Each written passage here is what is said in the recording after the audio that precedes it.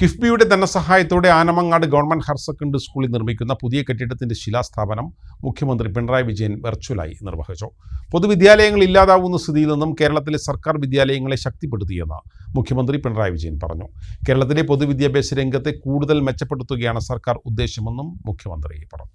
നവകേരള കർമ്മ പദ്ധതിയുടെ വിദ്യാകിരണ മിഷന്റെ ഭാഗമായി കേരളത്തിലെ പൊതുവിദ്യാലയങ്ങളുടെ അടിസ്ഥാന സൗകര്യം മെച്ചപ്പെടുത്തുകയാണ് സംസ്ഥാന സർക്കാർ.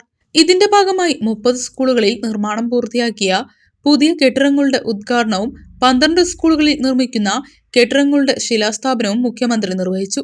ആനമങ്ങാട് ഗവൺമെന്റ് ഹയർ സെക്കൻഡറി സ്കൂളിൽ കിഫ്ബിയുടെ 3,90,00,000 രൂപ ധനസഹായത്തോടെ നിർമ്മിക്കുന്ന കെട്ടിടത്തിന്റെ ശിലാസ്ഥാപനവും മുഖ്യമന്ത്രി പിണറായി വിജയൻ ഓൺലൈനായി നിർവഹിച്ചു. നമ്മുടെ സ്കൂളുകളിൽ ഇന്ന് ഉദ്ഘാടനം ചെയ്യപ്പെടുന്ന 30 സ്കൂളുകളിൽ 3 കോടി രൂപയുടെ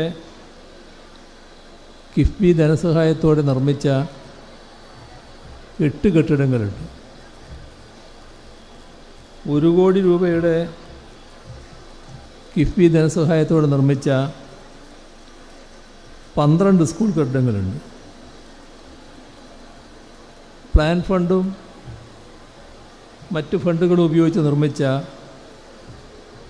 10 സ്കൂൾ കെട്ടിടങ്ങളുമാണുള്ളത്.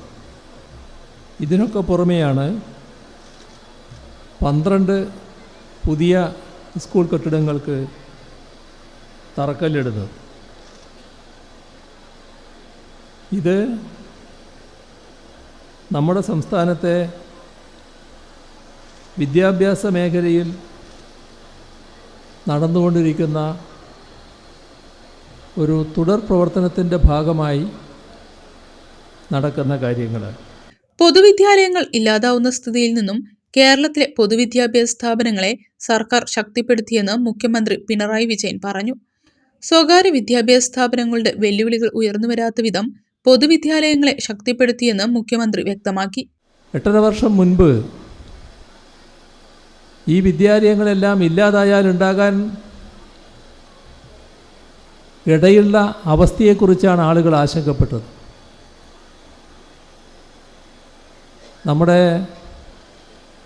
പൊതുവിദ്യാലയങ്ങൾ ഇല്ലാതായി എല്ലാം സ്വകാര്യ മേഖലയായാൽ അതൊരു സങ്കല്പമല്ല കേട്ടോ. അങ്ങനെ ചില സ്ഥലങ്ങളുണ്ട് നമ്മുടെ രാജ്യത്ത്. കണി കാണാൻ പോലും പൊതുവിദ്യാലയങ്ങൾ ഇല്ലാത്ത ചില പ്രദേശങ്ങൾ കാണാൻ പറ്റും. ചിലയിടത്ത് പോയാൽ ഇവിടെ പണ്ടൊരു സ്കൂൾ ഉണ്ടായിരുന്നു എന്ന് പറയുന്ന കേൾക്കാം. അത് പൊതുവിദ്യാലയമായിരുന്നു. അപ്പോൾ ആ പൊതുവിദ്യാലയങ്ങൾ ഇല്ലാതായാൽ പിന്നെ ഉണ്ടാകാൻ പോകുന്നത് സ്വകാര്യ വിദ്യാലയങ്ങളാണ്. സ്വകാര്യ വിദ്യാലയങ്ങളിലെ വൻപിച്ച ഫീസ് പലർക്കും താങ്ങാനാവില്ല. ആ ഫീസ് കൊടുത്തുകൊണ്ട്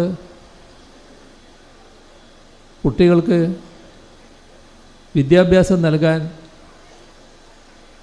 കുടുംബത്തിന് കഴിയാത്ത അവസ്ഥ വരും. ഇത് നമ്മുടെ നാട്ടിലുണ്ടായിരുന്നു പണ്ട്. നമ്മുടെ നാട്ടിൽ ഇന്നത്തെ രീതിയായിരുന്നില്ല പണ്ട്. എല്ലാവർക്കും എല്ലാ കുട്ടികൾക്കും വിദ്യാഭ്യാസം നടത്താൻ പറ്റാത്ത അവസ്ഥയുണ്ടായിരുന്നു. കേന്ദ്ര സർക്കാർ പുറത്തുവിട്ട കണക്കുപ്രകാരം കൂടുതൽ വിദ്യാർത്ഥികൾ സർക്കാർ സ്കൂളുകളിൽ പഠിക്കുന്നത് കേരളത്തിലാണ്.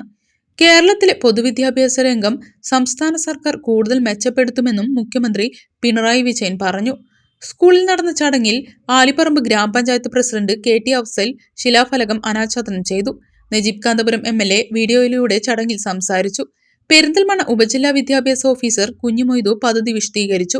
ഗ്രാമപഞ്ചായത്ത് vice president, Perinthalmanna block panchayat അംഗം ഗിരിജ ബാലകൃഷ്ണൻ, ഗ്രാമപഞ്ചായത്ത് അംഗം C Balakrishnan, school principal Meera Nair SK, പ്രധാനാധ്യാപിക ബിന്ദു PS, രാഷ്ട്രീയ കക്ഷി നേതാക്കളായ EP Ayyub, K Premkumar, VC Sasi, K Muraleedharan, PTA president Sayyid Alikkal, SMC chairman Zakir Hussain തുടങ്ങിയവർ സംസാരിച്ചു. ആനമങ്ങാട് ഗവൺമെന്റ് ഹയർ സെക്കൻഡറി സ്കൂളിന്റെ 1 വർഷം നീണ്ടു നിൽക്കുന്ന ഗോൾഡൻ ജൂബിലി ആഘോഷ പരിപാടികളും ഒക്ടോബർ 5-ന് ആരംഭിച്ചു. വിരലിൻ്റെ കാര്യത്തിലാണേലും യാത്രയുടെ കാര്യത്തിലാണേലും രണ്ടും മുറിഞ്ഞു പോകാതെ തുന്നിച്ചേർത്തത് കിംസ് അൽ ഷിഫയിലെ ഹാൻഡ് ആൻഡ് റിസ്റ്റ് സെൻ്ററാണ്. Hand and wrist centre, KIMS Al Shifa hospital, Perinthalmanna.